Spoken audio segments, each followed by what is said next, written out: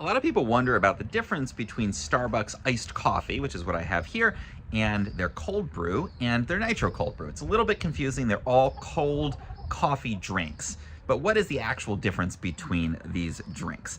So firstly, the iced coffee, which is what I have here, is literally just coffee that's brewed the traditional way and then cooled down. So it's brewed hot and cooled down, usually with some ice. And that's gonna be kind of like your traditional, fairly acidic coffee flavor. Now, cold brew is a little bit different. It also ends up as a cold drink, but it's actually never heated. It's brewed by taking coffee grounds and letting them steep in cold water, usually for 24 hours or more. And the difference there is that because it's never been heated up, you don't get as much of that acid in the drink. So it's gonna have a smoother, milder flavor. It's usually a bit more expensive though, because it takes more grounds to be able to make a cold brew. Since you're just basically soaking it in cold water, it doesn't extract as much of the coffee, and you have to let it sit for a longer time.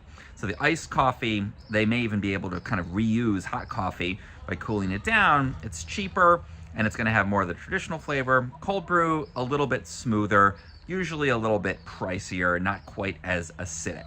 Now the Nitro Cold Brew adds an entirely new element to it, and that is that it actually uses nitrogen to essentially compress and move that drink out of a keg, almost like it's a beer or something along those lines.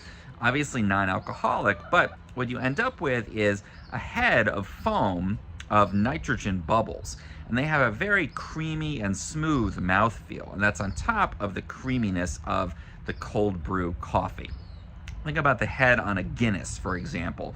It's got that creamy feel. It's going to be quite large, and that's because of those nitrogen bubbles that are very small compared to bubbles of carbon dioxide, which is what you typically get in like a soda or something like that.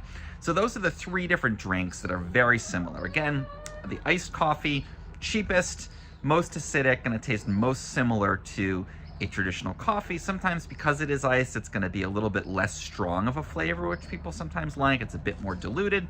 Cold brew, a little more expensive, but it's never been heated up, so it is smoother and less acidic.